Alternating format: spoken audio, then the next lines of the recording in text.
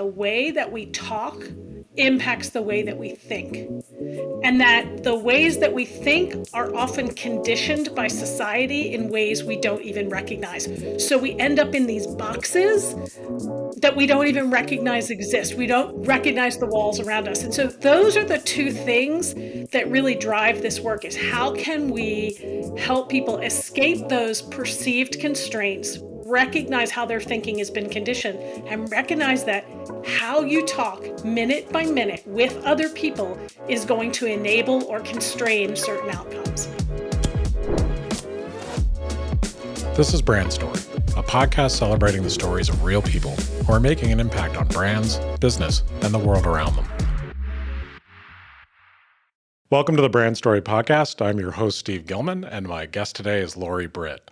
Lori is a professor of communication studies at James Madison University, and she is the co-founder and co-director of ICAD, the Institute for Constructive Advocacy and Dialogue, and the board chair for the National Coalition of Dialogue and Deliberation. She's had a 20-plus year career in nonprofit and organizational communications that has taken her to 48 of our 50 states. And hi, Lori. Thanks for being on the podcast today. Oh, hey, Steve. So good to be here. And just to update you, I plan on a bucket list trip in the next month to get those last two states. Good for you. That's going to be knocked out of the park. Which ones are on your list? What are the last two? Maine and Vermont, believe it or not. Nice. All right. Well, yeah. those you can do in one little group.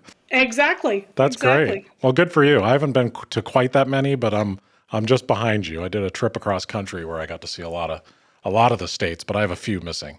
So how did communications become the career for you? Not to take you way back, but how did you end up in this world? I've had a very circuitous path, but I studied communication at the undergrad level. But at that point, really the field was, journalism or PR or mass comm.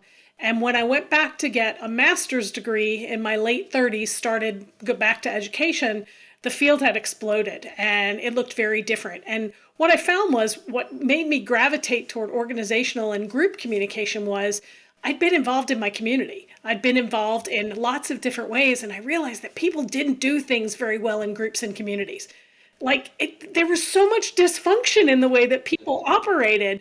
And I'm like, I know there's got to be something better. And so when I went back to grad school, I realized, there were some things that we could do to help. And so that's kind of what brought me to the place I am now. I think that's so great because, when I was at JMU years and years ago, even my degree was in under communications. And, I also had a theater degree in directing.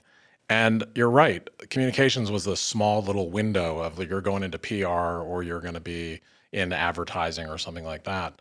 And I think your field has exploded, and you coming, sometimes academia has some blinders on, but the fact that you went out into the community and then came back probably lends some real strength to what you're doing. Yeah, I think that's the case. I mean, I think there's value both ways. I'm definitely not, a great pure researcher. I tend to do more applied research because I want to see how those questions impact the world, or what the questions the world has or the people working in the world have. So I think there's benefit to both, but I do draw a lot on my experiences in the world of work, in the communication field, and all of those volunteer groups and organizations that I worked with. Yeah, that's great. I think your work in the community, I know of it because you're in our community. And so it's really great to talk to a friend. But, the Institute for Constructive Advocacy and Dialogue, ICAD, and it's a mouthful to say, but it's a mouthful. It is. What is that work focused on? So we focus on trying to help people come together and think and talk in better ways to meet the goals and address the problems, or even capitalize on the opportunities they have. So it's not always a deficit model. But basically, the taken for granted things, or axioms as we call them in our discipline, are the fact that we recognize that the way that we talk impacts the way that we think. And that the ways that we think are often conditioned by society in ways we don't even recognize. So we end up in these boxes that we don't even recognize exist. We don't recognize the walls around us. And so those are the two things that really drive this work, is how can we help people escape those perceived constraints, recognize how their thinking has been conditioned, and recognize that how you talk minute by minute with other people is going to enable or constrain certain outcomes. Wow, that's really important work. I can't think of what we need more right now than the ability to talk to each other intentionally and actually genuinely hear each other. Yeah, and I love how that you use the word intentionally, because you hear a lot of people call for, we have to be more civic dialogue. I worry that that particular terminology makes people think that we have to speak a certain way, sound very educated, sound very linear, keep emotion out of it. That's not what we're after.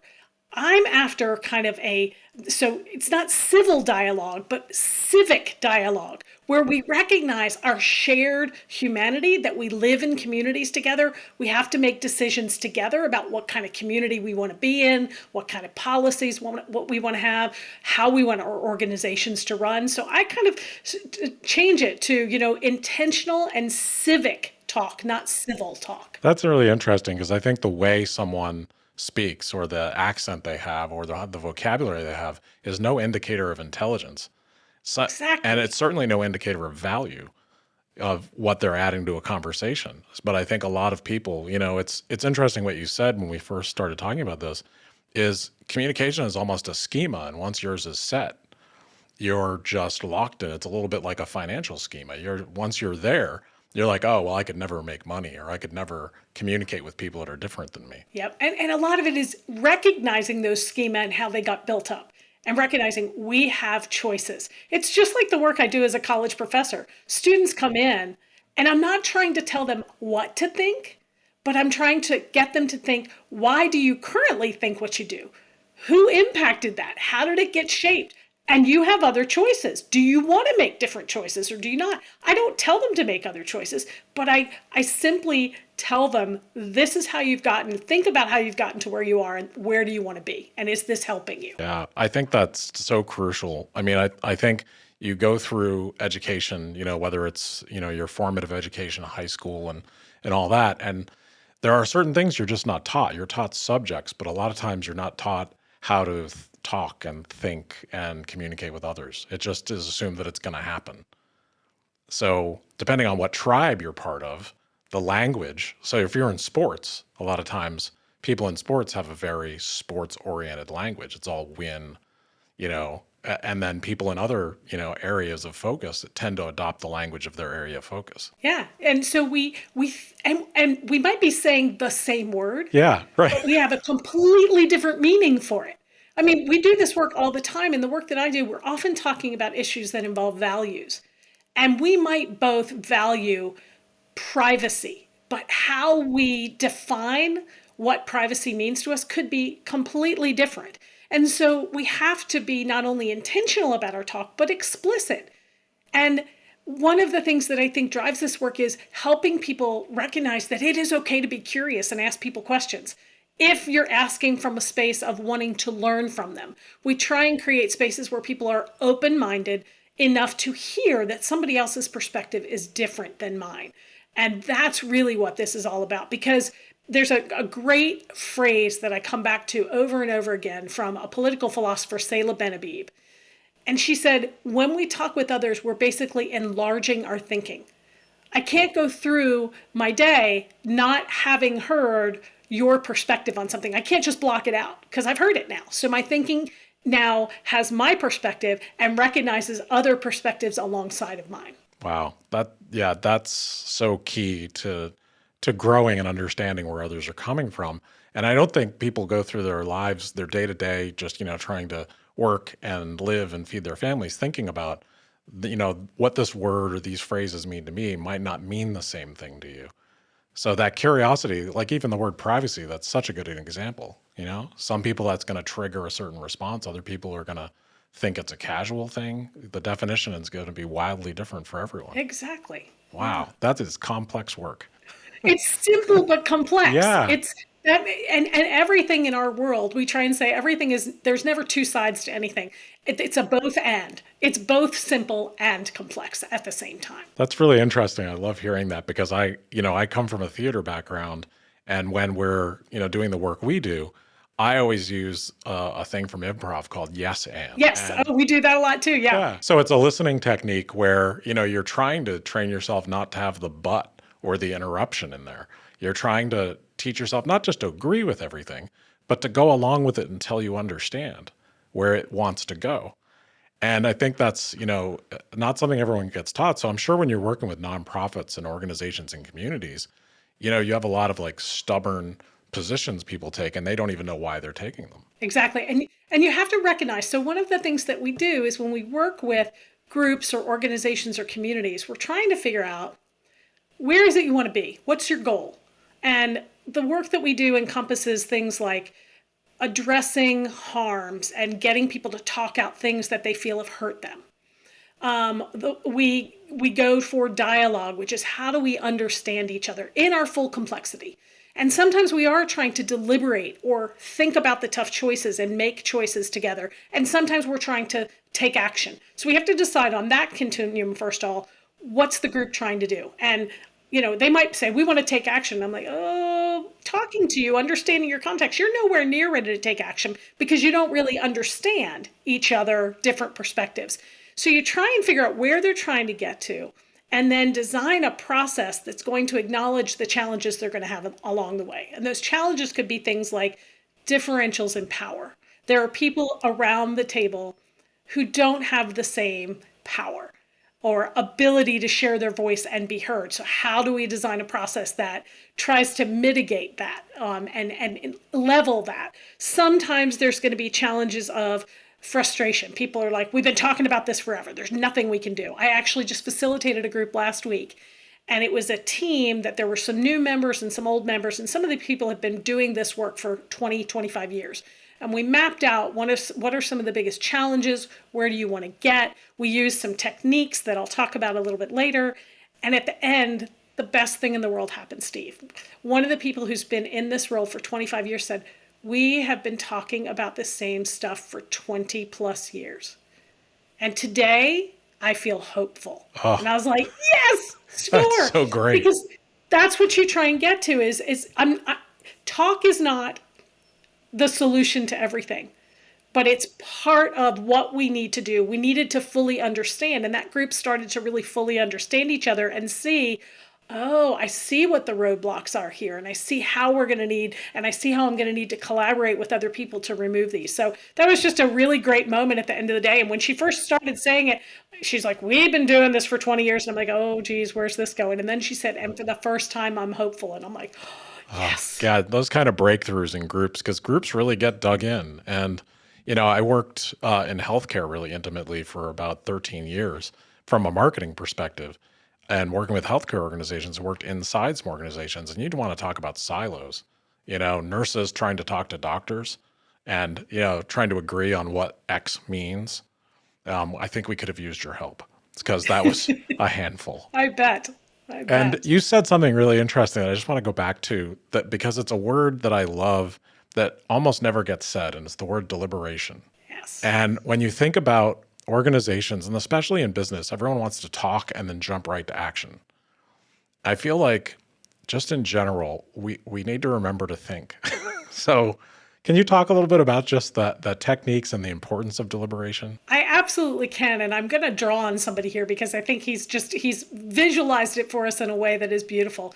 And there's a man named Sam Kainer, and he has this thing that everybody tends to call the Groan zone, but it's actually a model of kind of participatory group process. Yeah. And we call it the Groan zone because the biggest feature in the center is what he labels the Groan zone. And basically he says, groups start at the beginning, or communities or whoever's getting together, and they start with an idea and they start immediately brainstorming, like lots of possibilities for how we could address this or this. And they get so many things on the table. And then immediately they're like, okay, how do we get to action? So now we have 40 ideas floating around. And so what he says happens are either somebody who's the loudest voice in the room kind of sort of makes a decision, well, I think we need to go in this direction, and we truncate it. And so, yes, a decision gets made, but it's not something that necessarily everybody believes in or will support. So if we're going to actually find the best solution for the current context, because we have to remember, we're never officially solving most human problems. Best we're doing is managing them in the given context. But he says we need to work through that groan zone, which involves deliberation. what are some criteria we might want to use to decide among all of these ideas that we floated around? If we choose idea A, what do we gain? But what might be an unintended consequence? What do we have to factor in? Or what might we lose? Or who might we alienate? And it involves being very deliberate in the way we consider choices to narrow those choices and then come to a best decision. And he says groups can get stuck in that groan zone, and they call it paralysis by analysis. That's what he calls it. He says people overthink things. So we have to have a structure that helps us deliberate without getting stuck and mired down in it. And that's where deliberation can be really helpful. Come up with a few set of criteria, think about all the things that you've just generated and think, what criteria do they meet? What do they not meet? Let's narrow it down to the top 5. Now let's deliberate further about those till we can get to a decision. So it's a crucial part of group processes, and it's one that you don't see many groups organically know how to do on their own. Yeah, or purposefully build into the process because either they don't know to, or the circumstance, the feeling of, oh, we've got to get this done, makes them leap towards solutions. And I've seen that, I work in brand helping companies talk about themselves. And I've seen that exact dynamic repeat itself over and over again, where at a stage of discussion, a senior person goes, oh yeah, I like that. And then everyone follows suit because there's a power differential or a million other factors, and there isn't deliberation built in. And, every brand or public position mistake I've ever seen by a company has been because there wasn't enough deliberation. Yeah. Yeah. And I like what you said too about that power differential. So even before, at the very beginning, one of the ways that we try and get at power is, I was working with a group last week, and it was a group of new faculty and the administrative unit that they work with. And we wanted to find out, how did the last year go? There was a unique program that was implemented, and we were reflecting on how did it go. And I knew that if I just opened it up for conversation, whoever is the first one to speak, that's where the conversation starts to go. And if somebody with power spoke, those without much power or perceived power would have been hesitant to speak up. So instead of having conversation first, I gave every person a stack of sticky notes. And I'm like, write every thought that you have about what went well. And then we did gaps and we did challenges on a sticky note, and then we'll collect them and group them so that everybody's ideas got evaluated as ideas, not as who said what. And that's a tool we often try and use to make sure that everybody is getting an equal chance to shape the conversation. Yeah, and I think that is so important for, a lot of our listeners are leaders, business leaders or CMOs and marketers. And, when you're running a group discussion, and I've actually had leaders say that they didn't think there was a power differential because, they get along with their people. And I'm like, come on, of course there is. So if you're a leader, you have to even be more conscious of it in building in the ability for people to actually express themselves, or they're just going to agree with you and you're going to get nothing out of it. And not only power, but that makes me think, Steve, it's also about the types of processing people do. Some people are great. You start a conversation and they can just immediately start contributing. And they think while talking. That's me. I think while talking. But some people need to sit and listen and process. And then when they do open their mouths, amazing, brilliant things come out because they've thought it through, they've connected the dots. And we often don't design spaces where we bring people together to talk that values that kind of, let's just say, the introvert extrovert dynamic, that we overlook the introverts who need more processing time, who really add so much value. And so processes that can, make sure that we're designing things that allow people. So oftentimes when we design a process, if it's something like that, we'll send a few questions in advance to allow those introverts to really think and process and come to the table feeling prepared, rather than, oh, we'll tell you what we're doing when we get in the room. No, we'll tell you exactly how it's going to flow. Here's what you can expect. And here's a few key questions we're going to be asking during the day. Yeah, introverts love that. Being an introvert myself, I always love that. And, I've been in a lot of situations where, a CEO or someone will look at you and be like, what do you think right now? And my standard answer is, I would like to think about it, because I want to give you the best answer I can give, not just the instant answer I can give you. I can always come up with an instant answer, but my answer I get to think about is going to be better. So I think it's really interesting because, I think it's an extroverted world sometimes, and maybe, not as much as it used to be. I think introverts have thrived in our sort of post-pandemic, semi-pandemic world, in that, a lot of one-on-one discussions happen now like this, and but it is something that people just overlook. And that's just, one part of how personalities and all the human factors factor into just having a simple conversation about something. Absolutely. And I want to make sure that I'm for anybody listening, we're not trying to reduce this to a binary. People are introverted or extroverted. We're all some kind of combination. Because believe it or not, if you're listening to me, you probably figured out I'm an extrovert, but I'm an introverted extrovert. I also need my time to sit and think, and I don't gain energy all the time from big groups, but I like thinking with small groups of people. So we're all a combination. And that's, again, one of the things that we do with ICAD is we always try and bust the binary. Tell people nothing exists as a pure binary. It's just not. Yeah, I mean, sometimes it's a handy tool to describe, a construct, but, especially with personalities in human beings, every human being is unique. And, I've always tested as very introverted, but I perform improv on stage. Figure that out. That's very odd. So, and I love talking with others and I actually love being on stage and doing presentations in front of crowds. The whole thing is odd. Everyone's different. But I think, I studied theater and directing, which is related in a way because you're basically just studying the human condition of what it is to be human, which comes into marketing and comes into all the things we do with brand. And human beings are so nuanced. Incredibly. Trying to get them to communicate as a group is really difficult. So what are some of the major challenges you run into when you're trying to help a group communicate? I mentioned that some people are like, we've been talking about this forever. There's just no sense coming together. And they don't understand that when you do it differently, when you're really being intentional and thinking about who is this group, what's their current context, we can do things in a different way that's be more beneficial. We're not just going to be repeating the same cycle over and over. Some of the other ones are in our context now. We have to recognize that people get hurt by things people say unintentionally. That there are words that we use that have, connotations that people take very personally. And we have to be able to make sure that we're not trying to be overly politically correct, but we are creating what we call not safe spaces, but brave spaces where people can feel like they can say, ooh, that didn't feel good to hear that. So there's a great little article that I use with my students rather than making it overly technical, but they say the three greatest words you need in a conversation that's going to be difficult are oops, ouch, whoa. And oops is like when you can say, oh, wow, I can't believe that just came out of my mouth. Like for instance, something that I just grew up thinking about how language shapes us. I have used a phrase, I'm a busy person, and oftentimes I use this little phrase, I'm busier than a one-armed paper hanger. I've heard that phrase. Like Yep. one-armed person trying to hang wallpaper.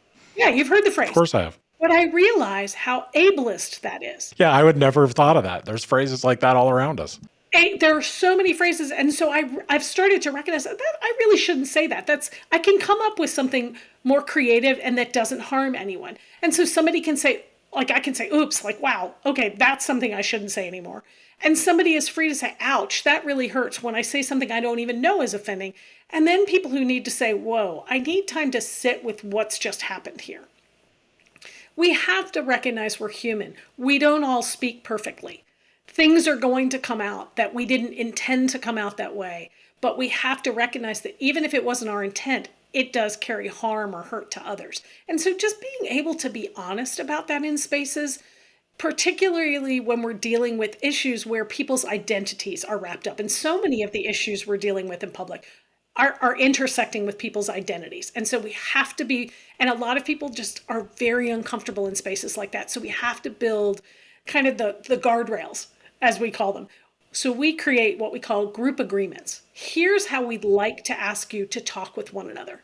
Not ground rules. I'm not being authoritarian about it, but if we're going to try and do the work that we're doing today, here's some ground or some group agreements that we should all agree to, like that we will speak from our own perspectives, that we will engage with curiosity. There's a bunch that we use regularly, but you can design them for the specific group given what we know. You know, we even would do this about power. Like everybody at this table has different levels of power in the organization, but for today, we're all equal. You know, we're going to do our best to speak from that kind of a space. So we create these group agreements that from the beginning give everybody around the table a little sense of, okay, this is going to be managed and I can relax into the space. And we often print these up and stick it on the wall or in the center of a table so that people can remember we're really going to do this. And we don't stop at every infraction. We'd never get anything done, but we remind people, hey, just remember how we're going to try and speak to one another today. We don't shame people, but we also don't allow things to happen in a space that are really harmful. We would take a time out, stop, make sure that things get processed. So those are some of the things. I think also is helping groups understand that many of the constraints they feel they have. So even when you're brainstorming, you're not supposed to evaluate ideas, but people do. They're like, oh, we can't do that because. And we try and say, how many of those constraints really exist and how many do we just perceive? And so we use these two little words that I love, what if? What if we could think beyond that constraint? What would we ideally want to do? And then if we see that that ideal is worth it, okay, if it's a real constraint, let's figure out how we get around it. So we use a lot of standard tools, but we mix them up in different ways to help people really get from point A, where they are now, to achieving goals. That is fascinating. And I'll tell you, I was thinking while you were telling me all that, that really what you're doing is setting up almost empathic guardrails. You know, you're keeping people in this empathic space and trying to encourage them to, yeah, you can take some risks, but you know, here's how we're going to have a space that feels safe as we can make it, but not so fragile that we can't actually have a discourse and talk to each other. That's really, I mean, I think groups need that so much these days. You know, you see it in business, you see it in community groups where people are afraid to talk to each other sometimes. Yes.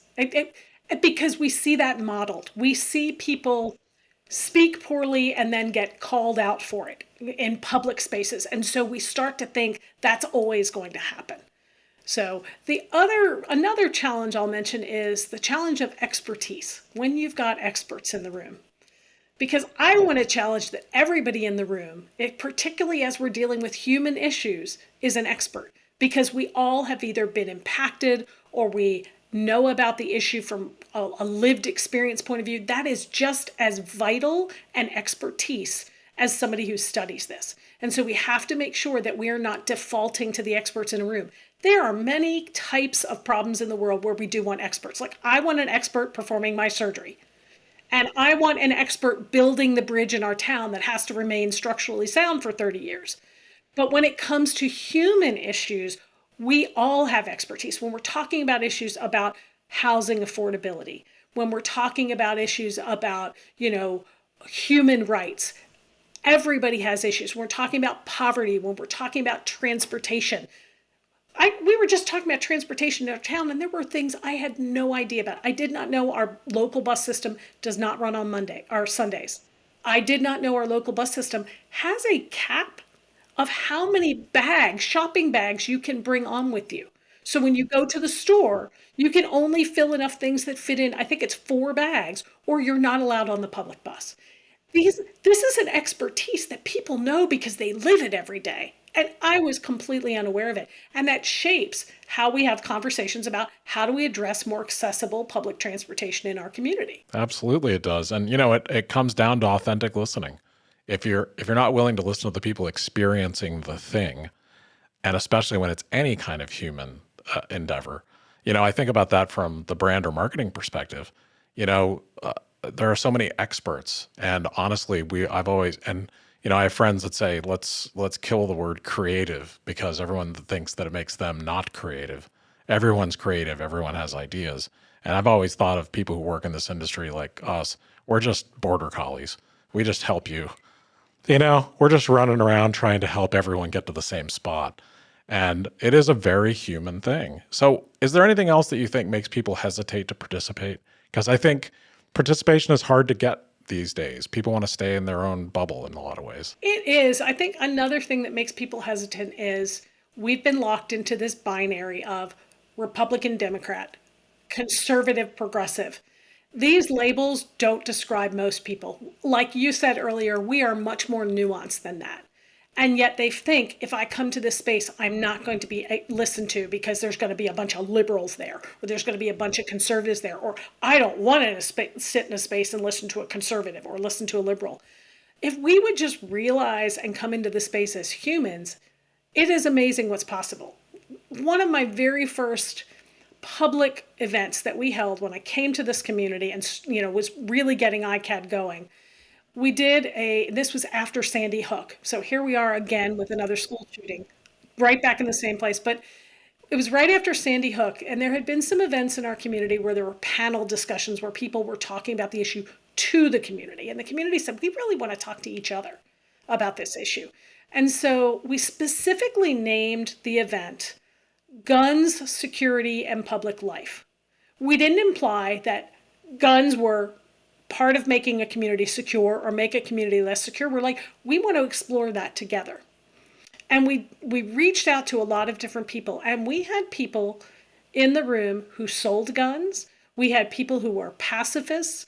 We had a gentleman who emailed me afterwards and said, I very rarely go to public events, but I very strongly believe in gun rights. And I came to your event risking, he said, and I felt listened to for the first time. He said, I didn't feel like anybody discounted my position. I felt like they were willing to listen to why I felt the way I felt. And it helped us. And while we didn't solve that issue in our community, we don't have no law. I mean, we couldn't. It's going to be a federal law. But what we did was identify that, okay, maybe there are some other things that we can do about making everybody in our community feel valued and welcomed. What can we do on a personal level? What do we need structurally? Well, we need more help for people who don't feel connected or who are struggling with mental health issues. Not that all gun issues are related to mental health, but we know that some are. So we had follow-up conversations that led us in different directions to continue talking about that issue. But it was just really heartening to hear that somebody who didn't feel like they'd be listened to, who felt like it was going to be a binary, us versus them, experience something different. And the more that we can help people experience things like that, I think the better. Well, you're definitely doing some white hat communication there, because there's plenty of black hat stuff going on out there where people are just intentionally trying to separate each other because it's either for profit or for gain. And, fear sells. So if I make you afraid of the other, I might get something out of it. That's an angle people take. And, it happens in marketing as well. And we've always, used the shorthand that we are white hat marketers, so we don't use fear to sell things. So I think anytime you can get anyone to feel valued and talk to each other, you're just doing really good work. So thank you for doing that in communities. That is a big deal. It is. And it's so rewarding every time. I mean, we get nervous, we plan for big events, and sometimes you hope, 50 people show up and you get 3, but we always believe in having the conversation with whoever walks in the room. And then sometimes you expect 10 and you get 50. So we have to be flexible. But in any case, no matter what, when I walk out of particularly community conversations, I am lifted up by how many people really want to work with others and find ways that we can move forward together, even if we don't believe the same things. Well, it's just a very positive message that we all need to embrace these days more than any other time that I can think of. I think we got here by not talking to each other, and we need a lot more talking to each other.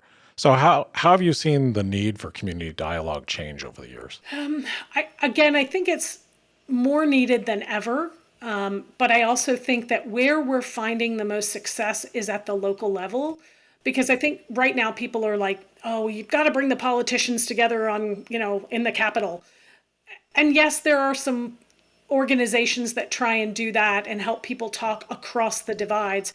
But I think when we get people talking about the issues that affect them every single day, we can make more inroads. So I kind of see this as a groundswell that's going to bubble up.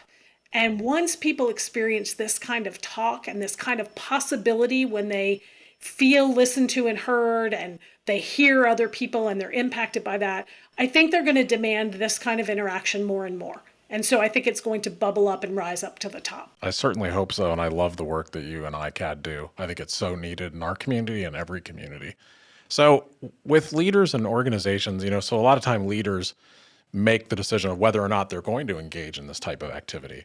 What piece of advice or message would you give to leaders about taking the time and creating a space for this kind of dialogue? Yeah, that's a great question. And there's a couple of different things that people can do. And one is, if you're going to be a leader, you have to be transparent about how and why you want to bring people together, and that you're actually going to do something with what you hear, with the experience that people bring you. They're going to be vulnerable. They're going to trust that you're going to do something with it.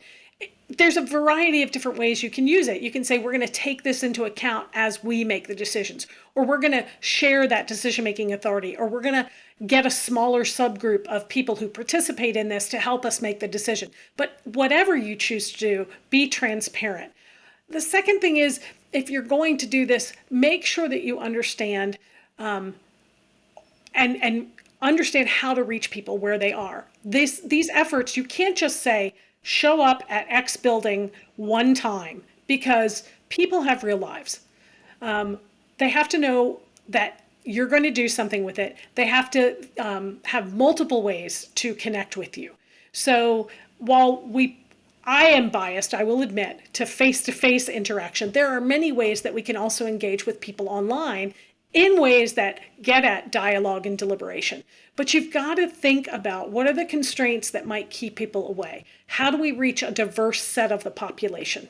We've just done a big project here in our community where we did online surveys, we did public meetings, but then we also said, for some groups who already meet on a regular basis, we'll come to you. We'll come to your meeting or your community space because we really value hearing from you. So we have to make sure that we're going to hit multiple levels and get people where they are, and recognize the very real constraints they have. If people are working 2 jobs to afford housing, if they don't have childcare, another great thing I would say is, as much as possible, feed people. Because when you feed people, the tenor of the conversation changes. It shapes something very different when you break bread together. There's actually models out there called breaking bread. They capitalize on that, or kitchen table conversations, living room conversations that capitalize on this notion of create a space where people feel comfortable, feel listened to. It doesn't have to be technocratic. It doesn't have to be overly formal. We can learn just as much in having really good conversations. Yeah, I think, again, that comes back to having empathy for who you're trying to get to talk to you, and realizing that they have lives, and not coming at it from like an authoritarian point of view. Like, we're the company or we're the organization, and you should come talk to us. Making it easy on others to give feedback in a variety of formats. And then, I love that thing you said about breaking bread with people, because it does change. It just changes. It's human. And I think people enjoy it. So what piece of advice have you been given that just stuck with you in your career? I think a piece of advice or basically a guiding principle is that if we're not just teaching people how to communicate better, we're modeling for them what's possible when you shape the space, and that each one of them can then go into another environment, back to their families, back to their workplaces, and model and evoke that same kind of authentic, intentional interaction, that we're trying to build capacity. I don't want everybody to have to come out and call ICAD and say, hey, can you help us with this project? I want them to start to be able to do this for themselves every day. Yes, when you have a big project, we'd be happy to help, or help you just design something that you can then implement. But every organization should have people who can do this, effectively model it and evoke it. And I think that, to me, has been kind of a guiding principle that I heard a long time ago, is constantly build capacity. I'm not trying to be the expert at bringing people together to talk. I want everybody to know how to do that and how to do it better. Yeah, teaching people to fish instead of fishing for them is the way to be. So good for you. That's a great perspective. So in your career and all the things you've learned, what's something that scared you, but you just went ahead and did it anyway? Oh, I think a lot of the conversations, so I'll go back to another conversation we had. This was long before the Supreme Court made the decision about same sex marriage. So we were still talking about this in communities. And we were going to have a public event, and we decided to start it with two experts talking to one another and modeling how to have a good, authentic, intentional conversation, and then allowing the community to have their own conversations immediately afterwards. And I remember getting a lot of pushback because one of the people from both sides, and this is one time I will use the word sides, from both sides, people thought the people we had invited were too controversial.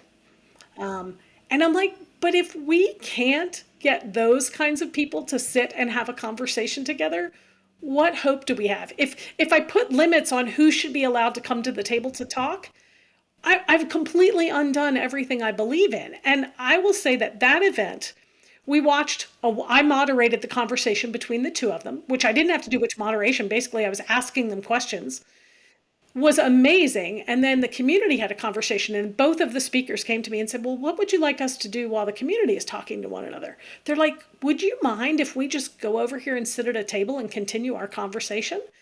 And in full view of 100 community members in this cafeteria at a middle school, they saw at the same time, parallel to them, these two people continuing to talk and to be curious.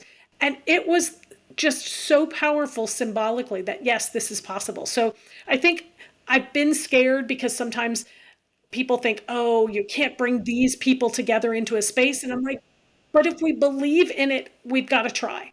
And I've never been disappointed. Yeah, you have to have the courage of your own convictions. And sometimes, fear is just lying to you and you got to push forward. And especially when someone's trying to say, don't risk that because, bringing people of diverse backgrounds and diverse points of view together is, key to what you guys do. So yeah, that's a real challenge though. So what's next for you? Do you have any big projects coming up? Well, we're working on a project in our community right now where we're asking for people to talk about the real impacts, economic and social, of the pandemic on themselves and on our community, to help gather that input, to help our city council decide how they're going to spend some of the federal dollars that are being infused into local communities. So that the city council said, we don't want to just make these decisions. We really want to hear how the pandemic impacted and what we think are some of the biggest needs. We'll be working with the business community soon. One of my co-directors, I want to give a shout out to both Rob Alexander and Kara Dillard, who are co-directors of ICAD now with us. Rob works a lot on sustainability issues, and he's been working on some Rails to Trails efforts. And we are going to have this gorgeous Rails to Trails because of the work that Rob's been doing, helping people organize and advocate and have these great conversations. There's going to be a new Rails to Trails project. It's going to take a number of years to build, but we're going to do it. So, these are really exciting things. And we like to do projects that are kind of longitudinal. Yes, it's helpful to go in and help an organization one time, but we like to do things that we're going to continue to have kind of ripple effects throughout our community. So really big community-based projects. Those are two great ones right there. And the people that you work with, Rob, and I don't know the other person, but I happen to know Rob. You have an amazing group that you guys do so much. Yeah, it is. And then we also, the great thing, Steve, is too, our capacity gets built because we have undergraduate students we train once a year. We have graduate students we train once a year, and we get them involved. And one of the best things for me is that particularly our undergrad students, they get involved in these things. One of the groups last semester, they facilitated a conversation about housing accessibility and technical ways that we can change building and zoning laws to alleviate some of these constraints that developers and builders have for building in our community.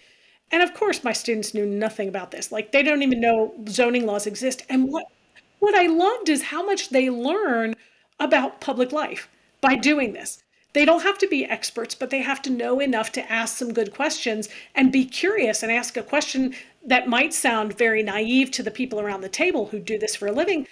But when you ask people questions from that place, when they have to describe it to somebody who doesn't have a lot of knowledge, it can often clarify their own thought process for them as well. So I love that we involve students in this work as well. And that is crucial because, again, we're building capacity. I'm building students who go into the world and shaping them in ways that they know that they can impact the conversations around them. Yeah, and they're learning good communication skills and good listening skills, and that is so valuable. So I'm so glad that your program exists. I've always thought it was wonderful. So it's been so great to talk to you today. So I've just a couple last questions that I like to ask. If you weren't a communications professor, what would you be doing? I've always thought I would love to own a little gourmet food store and flower store combination. I just find those things bring me joy, food and flowers, and I love sharing things like that with people. So potentially that. Yeah, that's a good choice. I like that. And then is there anything that for people that have listened today that you'd recommend, like a book or something to watch or read? It's a complicated field because we bring people together from politics and sociology and communication, and both academics and practitioners. So I would say, and I'm going to give a shameless plug because I happen to be the current board chair for the National Coalition for Dialogue and Deliberation that you mentioned, but ncdd.org is a great resource, and all the resources are open whether you're a member or not. But basically, it's a hub, it's a community of practice that brings together people who do this work in all sorts of venues, from mediation to deliberation to large-scale political things. And there's so many things to learn, and there's some great, easy resources there. And they will also connect and link out to other resources as well. So I would think that would be a great place to start. Yeah, I'm so glad that you mentioned that because now I know it. And I'm going to go look at it. And then we build a landing page for every guest, and we'll put links out to that on the page, because I think that kind of resource for any business people, anyone listening, it's an incredible resource because we all need to embrace these skills and get better at them. So my last question today that I always like to ask people is, if you could give your younger self any advice, what would it be? I think I've had an amazing circuitous route to where I've gotten to. And I guess I was pretty self-assured because I never thought, oh, I'm making a wrong turn, because I realized every turn was going to give me something I could add. It doesn't all have to fit together linearly, but I think I would say be comfortable in your own skin early on. I don't think I got comfortable in my own skin until I was in my 30s. And I think that was a lot of this kind of built up about societal expectations and how society expects particularly women to think and speak and act. And I just wish I had been a little bit more comfortable in my skin earlier. But embrace every turn out there because you don't know what it's going to add. It's going to land you somewhere, whether you call it fate or kismet or somebody's grand plan. It's all going to eventually make sense because you get to write the story that pulls it all together. You get you're the author of the story that pulls together all the disparate strands into kind of a coherent whole. So write your story and write it boldly. That's beautiful. Thank you. That's the perfect ending. It is all about the journey. And I can't tell you how much I enjoyed this today, Lori. This was really fun. Oh, I did too, Steve. You made it so comfortable. Thank you so much. Want to hear more inspiring stories? Subscribe on your preferred podcast app so you don't miss an episode. And if you like what we're doing, please rate, review, and share. It's the best way to support us. Thank you for listening to Brand Story.